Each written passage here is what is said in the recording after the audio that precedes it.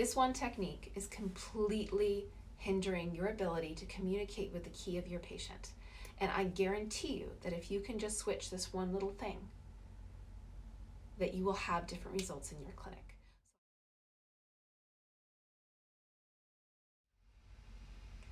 So before I get into it, if you like the content that I'm putting out, I'd love for you to like, subscribe, hit that little bell so that you get notified of all the future videos that I will be putting out in the future, and that you keep in contact with ShinKyu University and all the amazing information that I am trying to put out into the world and the amazing practitioners that I'm going to showcase on this channel. I really appreciate you being here, and thank you so much for trying to up your game. So oftentimes when I'm watching acupuncturists here in the United States and around the world, those who have been trained outside of Japan, I often see them treating their patient, holding the needle to the side. Like their patient is here and they're here, or they're like here at an angle, or they're kind of like resting on the patient.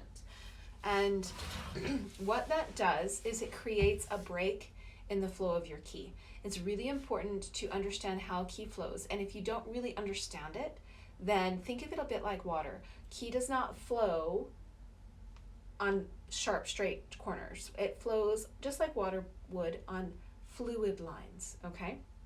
And so when you're holding a needle, I'm just gonna bring out one of my practice needles here.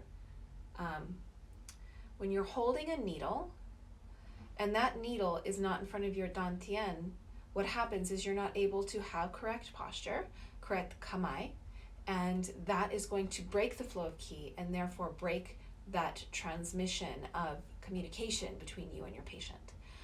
As let's say this is my needle, right? It's just a pen, of course, but the first thing I'm gonna do is hold it straight out of my index finger. I can't tell you how many international Japanese workshops that I've attended either to assist or to translate or that I'm coordinating, and that every single practitioner holds their needle like that.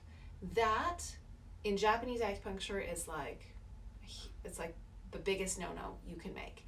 Hold your needle directly out of your index finger. Your needle is an extension of your finger, and always hold it in front of your dantian, okay?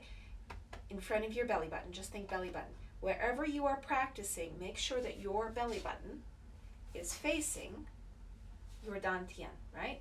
It's always, and what that does is it forces your hands to be in this nice qigong tai chi stance, right?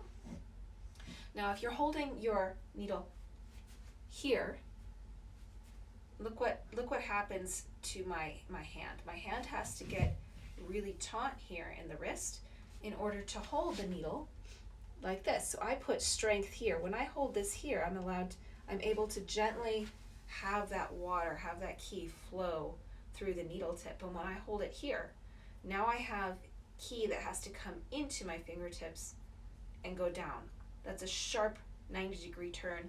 Ki does not flow like that. It's going to stop your transmission of ki to the patient. So how did that all land with you? I'm sure you're thinking, hey, I learned this in school, and that, how to hold your needle this way, that was in the textbook, man, so you're wrong. Well, I'm here to tell you that Sugiyama Waichi, the person who created the guide tube, he held his needle like that. And thousands of acupuncturists before him in Japan, thousands of acupuncturists after him in Japan, including myself, including my incredibly awesome teacher, Yasuda Wataru Sensei, including our joint teacher, his main teacher, Yokota Kampu Sensei. They all hold their needle directly out of their index finger. It can really, really change your practice. Of course, I go into more of this in ShinKyu University. There's so much more that can really change what you're doing. But for now, just focus on that one thing. Tell me how you like it. And if you do, go ahead and put in the comments below. That was amazing. I'd love to hear your feedback, different results, all that good stuff. And don't forget to like, subscribe, and hit that little bell.